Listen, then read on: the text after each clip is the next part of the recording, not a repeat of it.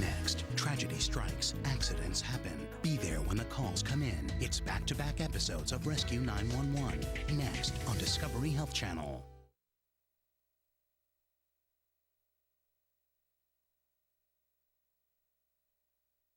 This is 911. Do you have an emergency? Today on Rescue 911, they were home alone.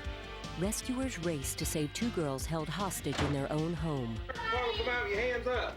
Go to park. Learn what you can do to protect your child at home. Is he there to steal jewelry? Is he there to rape someone? Then, a 911.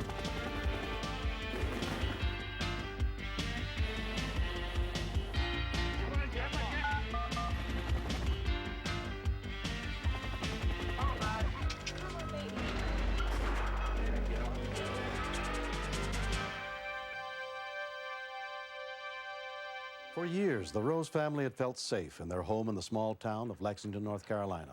But all that changed on the morning of December 22nd, 1992, when 13-year-old Crystal and her younger sister Randy were alone in the house.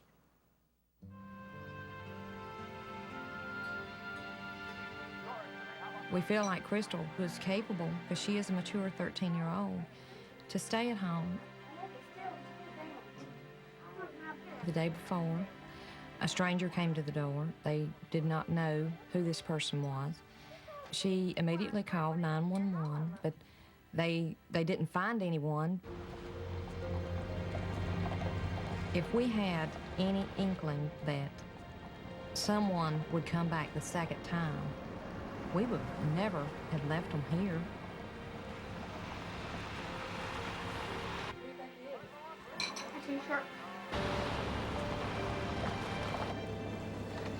Who is that? I don't know. Do you recognize him? No. The house sits 300 to 400 yards off the road. There's only a small opening in the trees to the highway. Get in the room and don't make any noise. Apparently, it was a building of their suspicion. Something told them it wasn't right.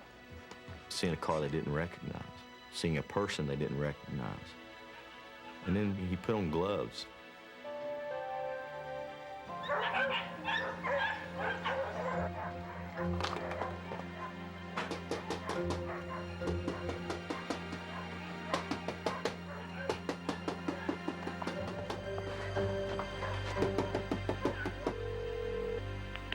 Davidson County 911 Sheriff Fire Medical. Can you send the sheriff to my house, please? What's the problem?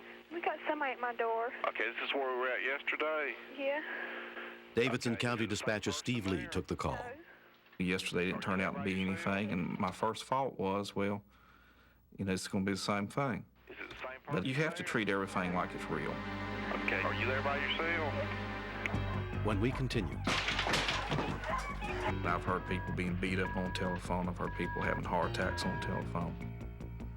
But just to lose them completely was scary. On the next groundbreaking episode of Dr. G, Medical Examiner. We've got someone that has suffocated at least one child, probably another. Two bodies. My job was to figure out what happened. And only one witness holds the answer. I turned to the detective and said, this is a homicide. Now it's a whodunit. Find out for yourself why Dr. G is considered fascinating and compassionate. Dr. G, Medical Examiner. Friday at 9 on Discovery Health Channel.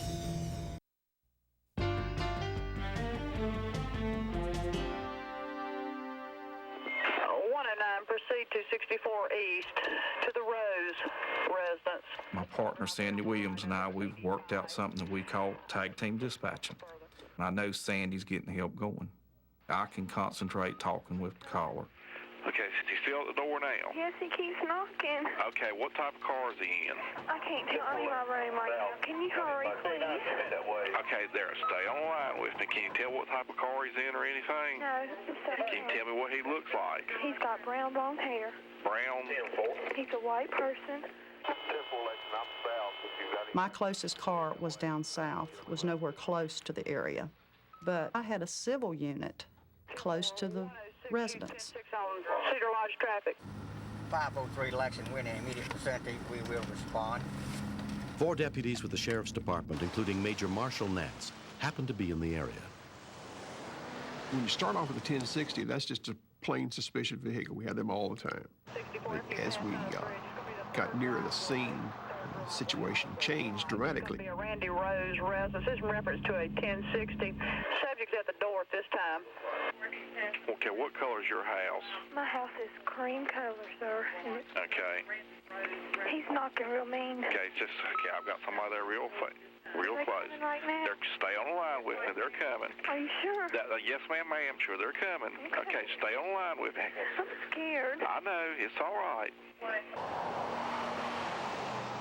Captain Danny Brown was one of the 4 civil officers in the car.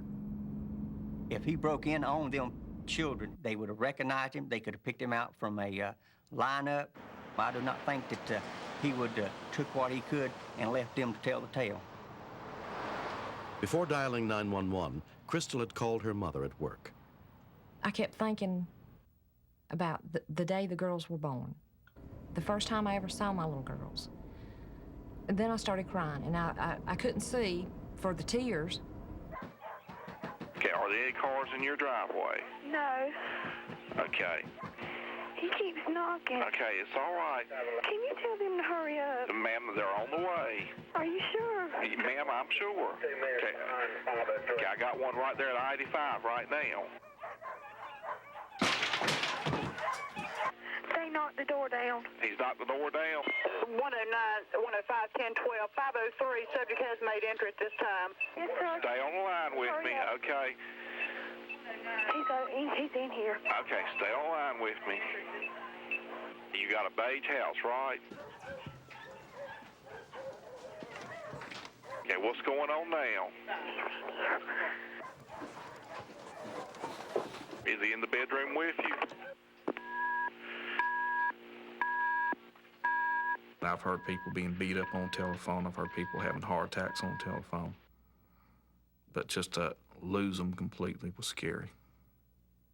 Either suspend until lost contact. Subject had gained entry into the house. I didn't know if he was in the room with them, had he took them hostage, or had he hurt them before we got there. I just saw a figure of someone in the doorway for just a brief second, then they ducked back into the house.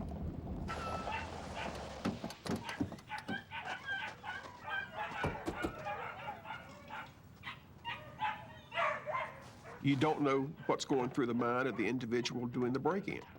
Is he there to steal jewelry? Is he there to rape someone? Is he there to murder someone? Sheriff Department, come out with your hands up. Sheriff Department. Sheriff Department.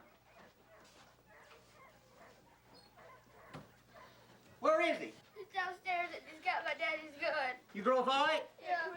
No, stay up here. Stay up here. Sergeant Danny Smith headed around the back.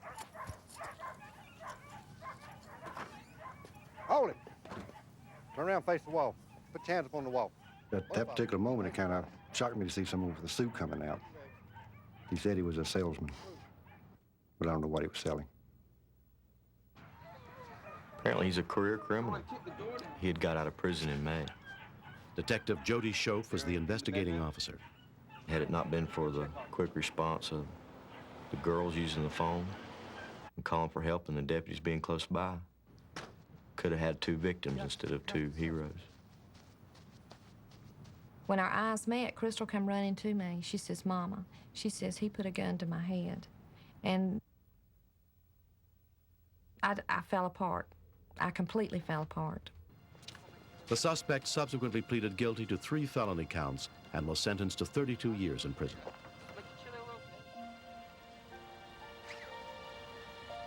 6 months have passed, but the painful memories of that day still linger. They was braver then than they are now. I mean, well, it gets dark, they won't go outside. They won't even go down in the basement unless one goes. There's got to be 2 of them. I don't believe they'll ever get over all of it. They'll remember it. But I hope they can get where they can sleep in their own bed. Whoa here. Later on, she says, Mom, I was shaking so bad, I couldn't get to the gun. I said, Crystal, don't worry about it. You done the right thing. You done the right thing. I'm glad she didn't load the gun, because he could have taken it from her. He could have used it on her. It's changed my view of people having their guns on display. These crimes move at a rapid pace. The military and the police are the only ones I'm aware of that are trained to handle a firearm in a defensive manner under those stress conditions. It's a lot different than shooting skeet.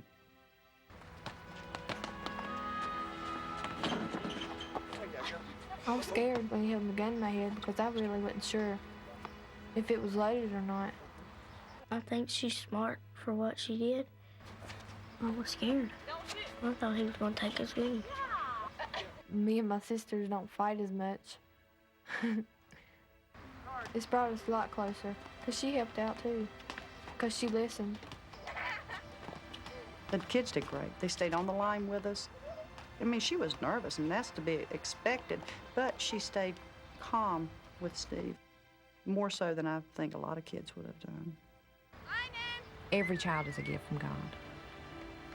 They are my precious gifts, and always will be. Next. Rescue 911 continues next on Discovery Health Channel.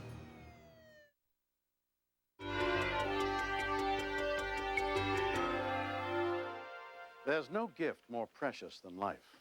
We owe it to one another to learn CPR and basic life-saving techniques.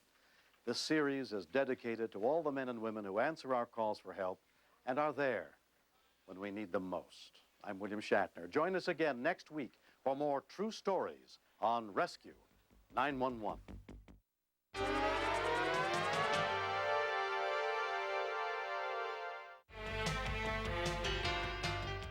Next, step inside the command center where the calls for help are answered and meet the real-life heroes who save lives. Stay tuned for another episode of Rescue 911. Next on Discovery Health Channel. Real life, medicine, miracles.